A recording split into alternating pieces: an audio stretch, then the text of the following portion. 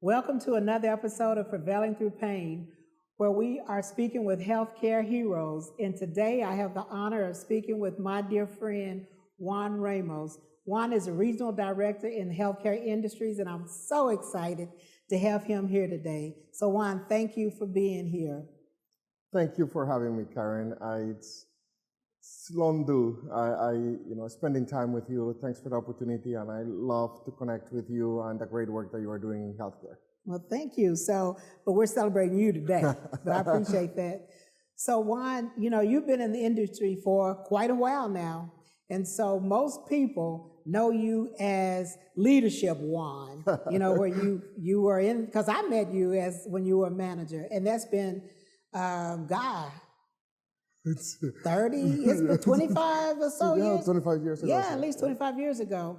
So can you take us back to your humble beginnings? Absolutely. The humble beginnings in healthcare, they go back to the 90s, actually to 1990. I would take back even further. I want to know about your humble beginnings in life. Humble beginnings in life. You as a child, where you were born. Absolutely.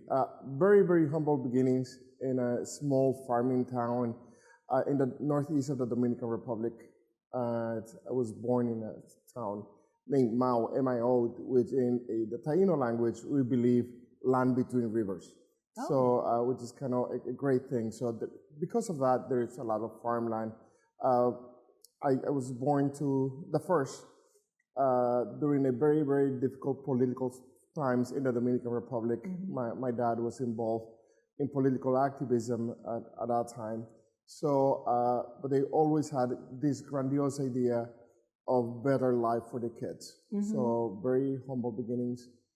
Mom never worked outside of the house when I was a kid, but very, very supportive of education.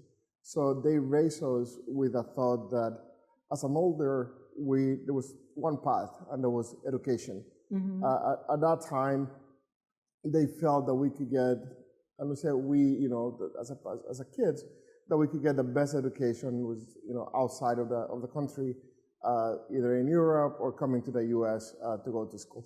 Really? Yep. Do you wish they had chosen Europe? No. I don't know, because I have been so grateful. It has not been easy though, mm-hmm. but I came to the U.S. I think if I had to do it all over again, maybe I would have waited until a little bit longer. I came before I was 17 years of age, so it was a huge cultural dilemma, cultural change for me, to the point that during my first 2 years of college, I almost failed. I mean, to the point of getting on academic probation and having to take time away from school. So you said you came at 17 and went to college after you got here? Correct. So I came. Wow, you finished. So you went to college young, though. So correct. I was in a very fast track mm-hmm. career path. I remember with my parents having this background in politics, mm-hmm. They had kind of all of this thing planned out. You finish high school, you get educated, you have a master's by this age, you are back in the country contributing to the political environment.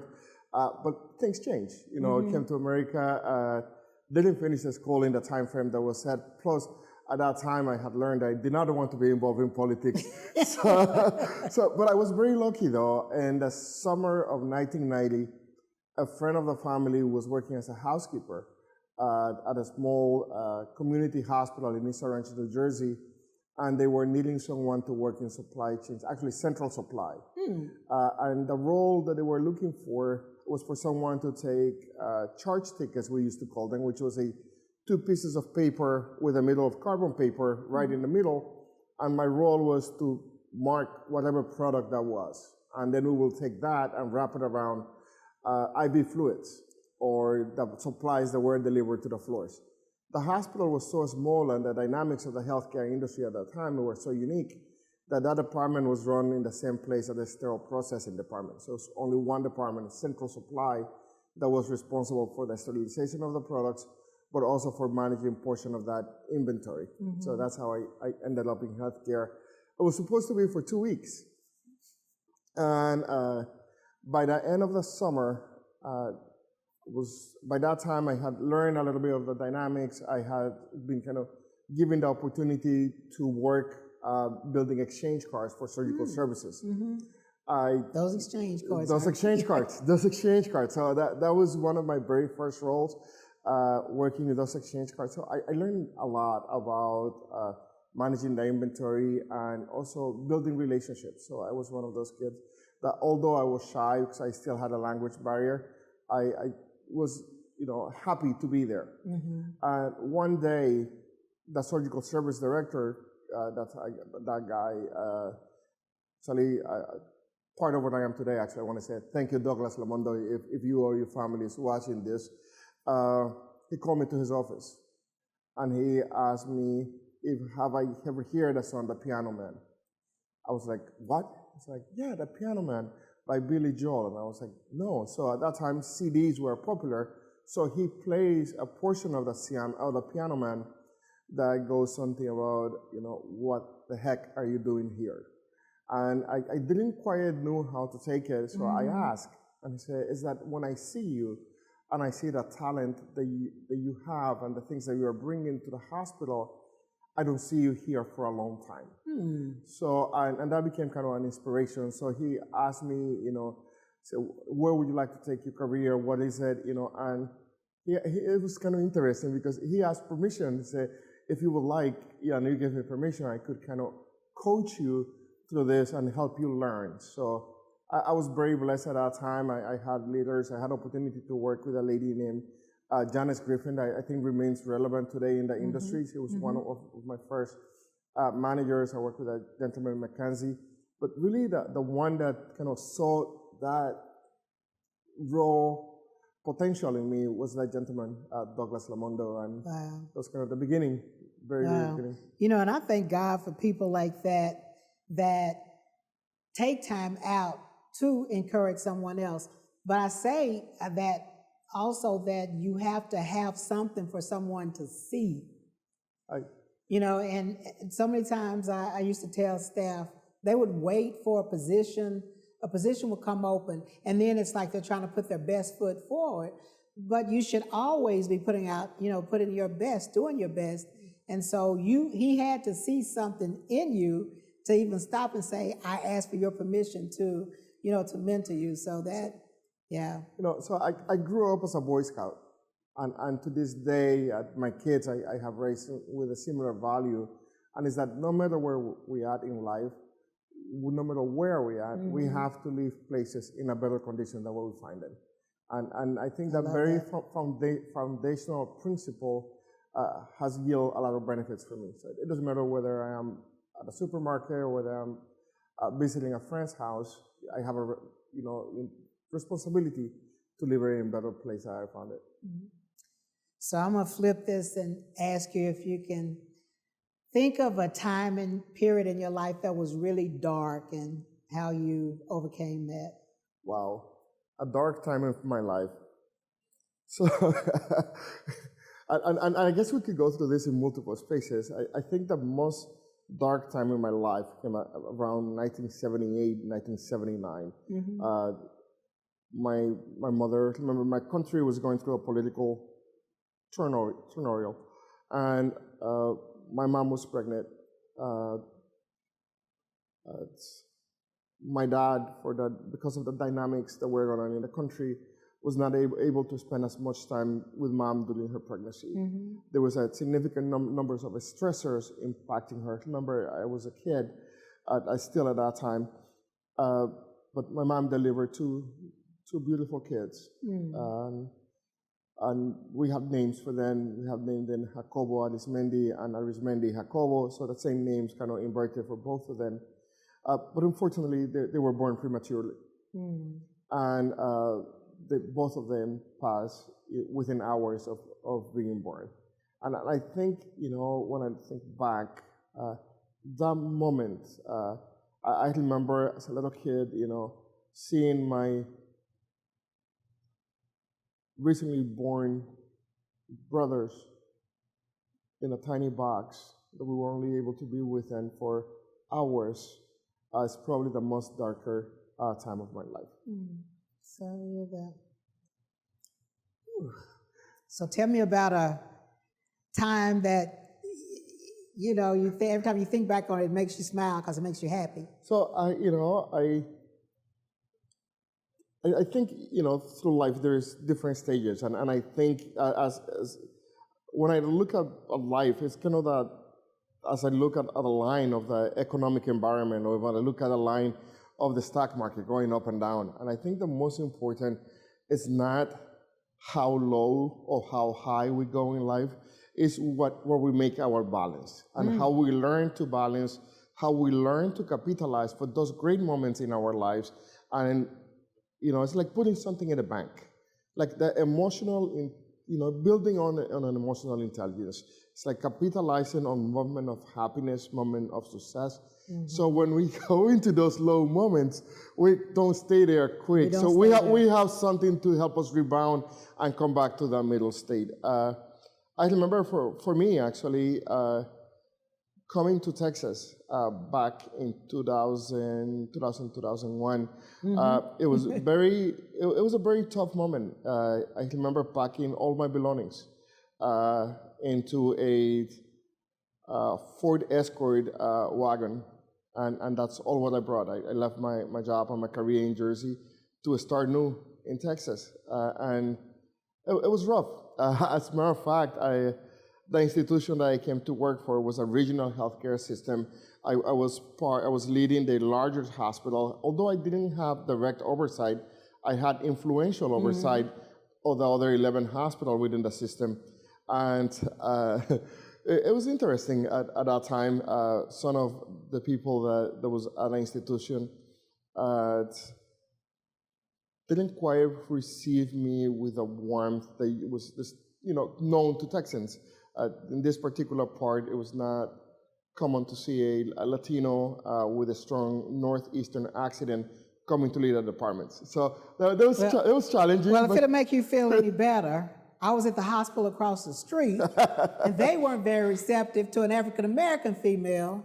I remember one of the director of the OR, she would just stare at me, and then one time she just said she wasn't happy with me being her equal, and I was like, what kind of time warp have I came to? So I reflect back, and I'm glad you brought it up. I actually was not going to talk about about those times, but I think during that time, if you reflect back, I think we started changing the dynamics of healthcare in that part of the state, and I think by default we influence it.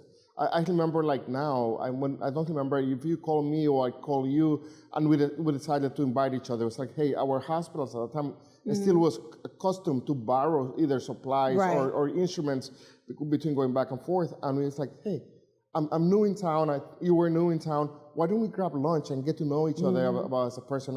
And I think that action that we took 25, 26 years ago is a pivotal moment of my career, because I did not see you as a competitor. I did not see the hospital as a competitor. Right. Instead, I saw both of our hospitals providing a service to the community. Right. And whatever we needed to do to get our patients what they needed, that's what we did. Absolutely. And that's probably why we're where we are today, because we saw past us, saw the bigger picture, and understood our assignment as leaders in the community. So you stayed there for a while, and I stayed there. I think it was until the middle of 2013 or so.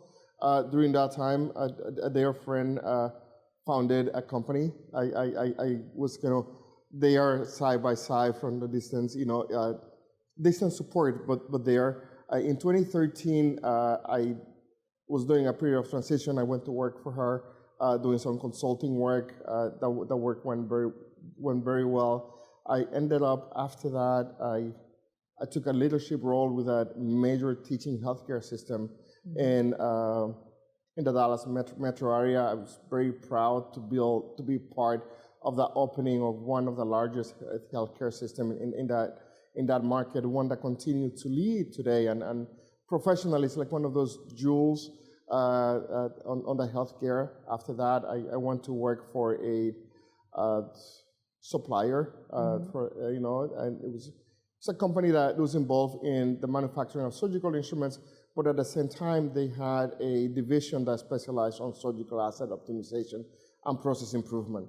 So for 7 years or so, I worked with that company, helping them help their clients optimize operations and the quality of the surgical sets. Okay. And we were talking about saying times change, but sometimes I feel they are still the same in some senses. So your career growth, are there any obstacles that you felt? I'll give you an example of me. I'm working for a consulting company. I go to the East Coast, and the person knew, actually, this was my company at this point, because I had a few stories where I was working with someone, but this particular time, it was my company. And the person was supposed to meet me, person from the OR was supposed to meet me at 7 o'clock in the lobby the day I was supposed to be there. I flew in the night before. So I'm in the lobby at 6:30. Nobody was in the lobby, lights, it was dark in there, but I'm sitting there, waiting. And the person comes out, looks around, and goes back in the back again. So I said, well, maybe that wasn't the person that was supposed to meet me.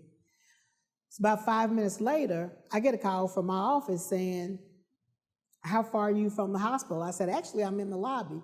Oh, that's interesting, because we just got a call saying they had come out and looked for you, right? So about 10 minutes later, person comes back, looks around. So at this point, I just called the person's name out, right? And so she says, you aren't, and I said, yes, it's me. So she's looking me up and down. And, and I was there initially for a week to do an assessment, but they end up contracting us to be there. But at the end of the week, I would do a daily report out every day, right? And every day she's just kind of looking at me like a look like this. And so at the end of the week, I said, is there something that I can answer for you that maybe I wasn't able to answer early on in the week? She says, no, I'm just surprised that you're as intelligent as you are and that you know so much and you're able to articulate it.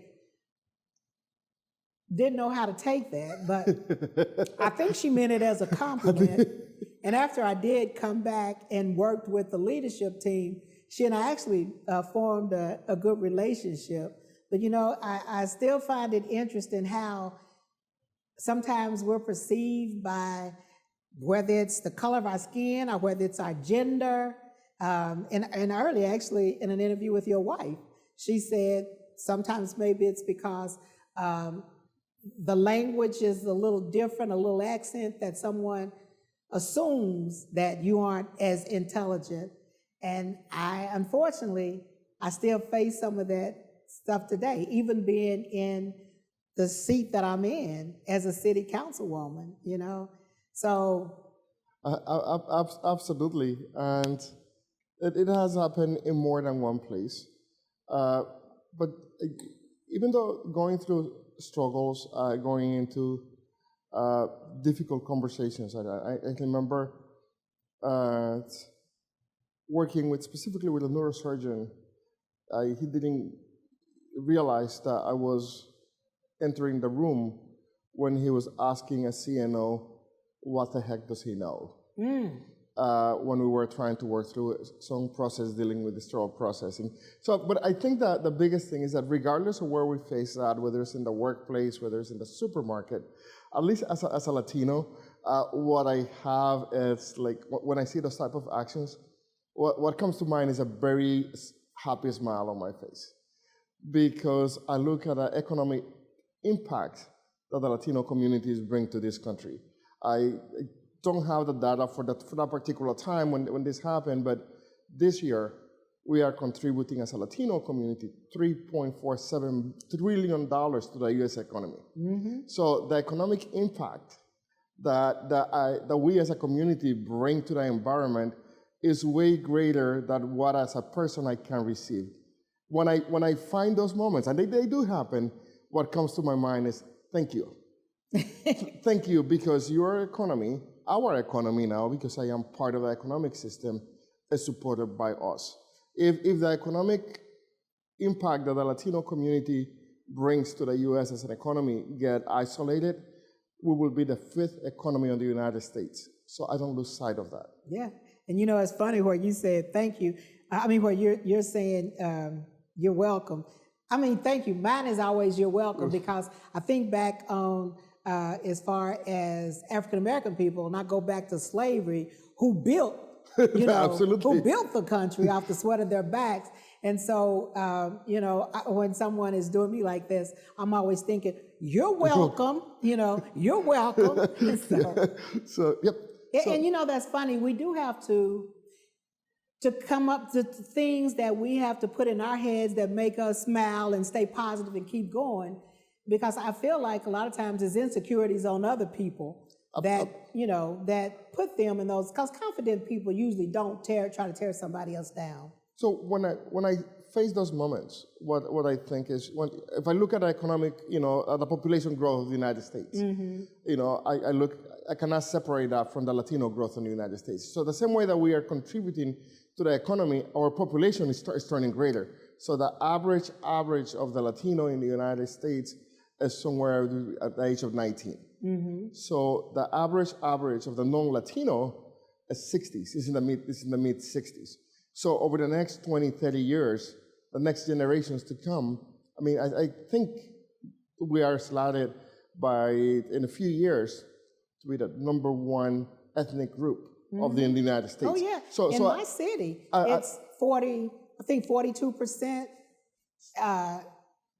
Hispanic, Latino, and 30-something African American, and then, you know, that small minority, which this city, there are people that live down the street from me that was the person that was in the city council chair that I was in, and he tells the story, when I came here, there was only one black family. It's great. So now I think we have a responsibility, and it's a big responsibility that you and others, leaders, and myself carry, and is to convert that power, that number of quantities, into impactful change. Yeah. When I have the opportunity to work in different healthcare systems throughout the country, and I think we have a responsibility now to seek and to push entities and organizations, healthcare system, for our equal representation. And I've seen a little bit of that is in the boards, you know, all of these healthcare system boards, you know, and I asked them and I challenged them, is your leadership representative of the community, of your patient population? So that's kind of an ask, is something that I keep in the back of my head every time. Plus, it keeps me energized because I am working to build a better tomorrow for the communities that we represent. And the institution I work for today has hospitals in different parts of the country, different populations, but my big ask and my big desire is that one day the representation is there. No, I think that's great. You know, because I think back on people that died to just vote back in the day, and so definitely wasn't a voice at the table. And then it was where, you know, like DEI, because, and I even with me starting my company, we have to hire a minority company. You know, and so I let people know, I'm not just a minority company. I'm a company that's going to give you what you need. So I'm just not a statistic. But even more so, having a seat at the table, but being able to have a voice at the table. And, you know, and I think with the world, that's what makes the world a better place, when we realize that we're all created equal, and how much value we bring to one another by even sharing something that, you know, was in a different culture, you know, food, clothing. I love it when where we're celebrating certain ethnic groups, you know, every month, because the cultures, the food, the clothing, there's just so much that we can learn, like I said, from one another. There is definitely a lot of power in diversity. And we don't realize how much we don't know, or how much we could impact or influence change just by having an open dialogue in a diverse environment. I spent quite a few days in some sort of retreat with a very diverse group of leaders, and every one of us left with a lot more than what we brought to the table, just because the importance, and that's one big thing that I think sterile processing, with its growth, it would grow over the years, and how it has transitioned from a task to a profession, is helping, because when I think back to the role of the sterile processing technician and the role of the sterile processing leaders, I think we have influence enough, and we have exposed the capabilities of our leaders enough that now, when the doors are opening outside of the sterile processing environment, we are taking individuals that have a foundation in our industry, whether it's supply chain, whether it's sterile processing, but as seats are vacating in the corporate environment of the healthcare systems, we are equipped, and we have to advocate for our representation on those seats. Mm-hmm. Juan, hold that thought. We're going to take a break for a moment for our sponsors. Do you have a powerful story of perseverance? Have you triumphed over pain and want to share your story with the world? We're looking for inspiring guests to join us on the Prevailing Through Pain podcast. Head over to karencherry.me/guest. Fill out the form and let us know your story. Your voice could be the one to inspire others. Your experience could be the one to lift up someone else. Go to karencherry.me/guest. Thank you, and we're back. I wanted to ask you, because we started so long ago in the industry, I look today and I don't feel the same. I don't see, to me, the same passion from some of the people that do what we do. I remember I was so proud when I got that position. I was making $4.08 an hour. And I actually, I'll take it back. I was actually upset about getting the job because I couldn't get a job as a dental assistant. I was a dental assistant in California, and then coming to this side of the world, trying to get a job as a dental assistant and being told, my patients don't want your hands in their mouth, and so I couldn't get a job as a dental assistant. But because I sterilized instruments, I was able to get a job in sterile processing. Wow. So when I got the job and I realized how important it was what we did, I mean, I was grateful that I didn't get that job as the dental assistant, because I thought, man, this is the field to be in. And so, because I embraced it so, and I took it so serious, because what we do, impacted that patient's life. And then as I got up in the industry and would interview to hire the people, and I'd hear, well, how much do they pay? Well, do I have to go back there and clean those dirty? I don't want to clean those instruments. It was so disheartening to me. Yeah, I'm telling my age now, because, it's... So, and it's not, the money is not important. Money is a necessary instrument to live and to fulfill our responsibilities. And I think that we could earn our paycheck in any industry. As a matter of fact, if you were to look in the Dallas Metroplex area, I think you have healthcare institutions that pay less than what the major gas station chains pays, at least what they advertise. And it's scary. However, the differentiator is not a salary. The differentiator is, why am I doing this? And I take this back, even as a leader, because I have not always had the opportunity to lead in an environment that we are the leaders in salary in a particular area. However, the biggest responsibility as a leader for me has been that of creating an environment where people prefer to stay, even if the hospital down the street pay 50 cents or $1 more. So it's working with my team, it's helping developing that team. So I think as a leader, we have to play this balancing act. Is salary important? Absolutely. But our responsibility is not always to be at the doors of the CFO seeking for funds. Our responsibility is looking at a bigger picture and saying, how can we improve the life of our employees within the healthcare organization? Aside from that, if we go into, and I think you could divide this even into two periods, pre-pandemic and post-pandemic. I think through the pandemic, we learned a lot about ourselves, but there was a period of time, and there's a new generation also, that is not as passionate as we are for the right reasons. I think we have individuals entering the same way that individuals are entering that other aspects of the medical field for money, and then they realize, I don't want to be the nurse, I don't want to be a doctor, I don't want to be the surgeon because I want to spend time with my family. Is learning to balance in those things. To me, healthcare, and specifically in this field, is a passion.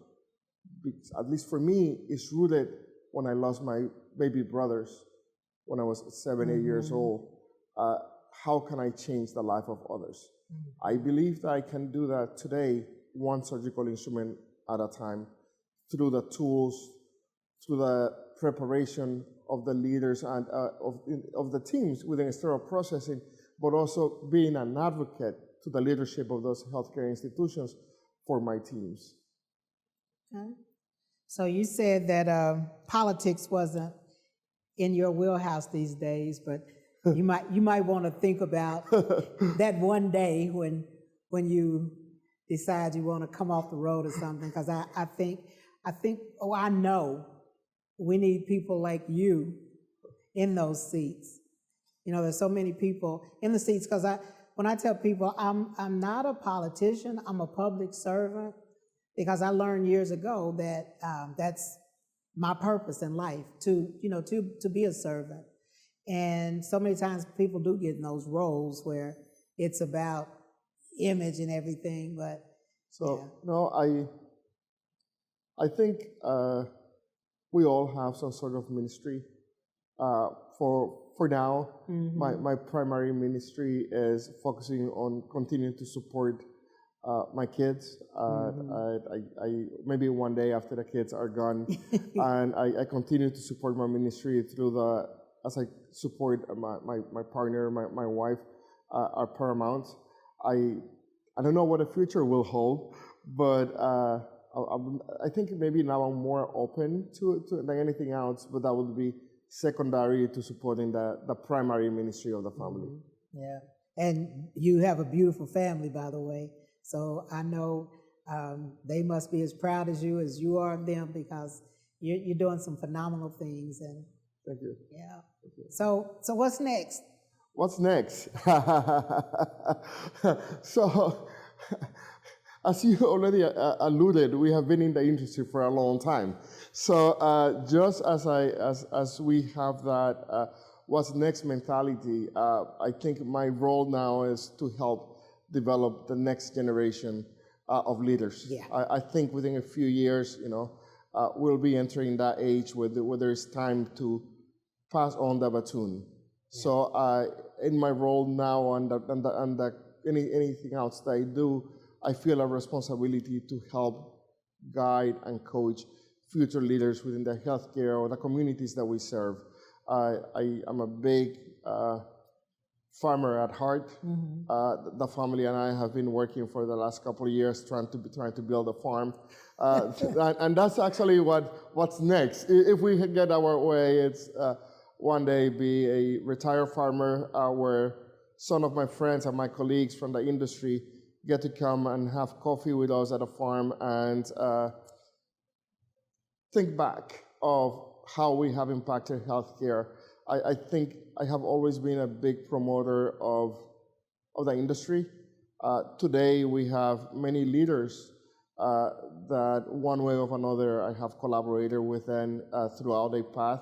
And I really look forward for the day where we are sipping coffee or eating a fruit in my farm, talking about how their lives are and how they're leading and how our little interactions through life impacted their career, and mostly what are they doing to impact the careers of others.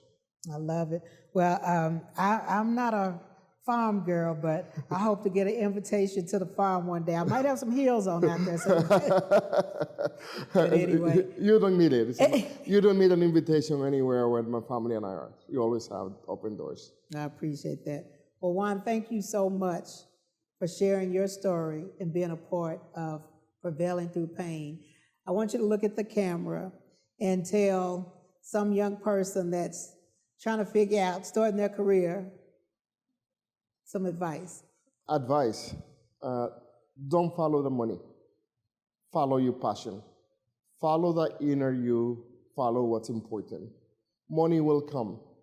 Money will come. Success will come as long as you follow your passion. If you follow the money and you try to follow your passion, you will fail. You might acquire some money for a period of time, but the most important, the internal happiness will not come. Thank you, my dear friend, and thank you for being a part of Prevailing Through Pain. You are my healthcare hero. Thank you, ma'am. Thank you.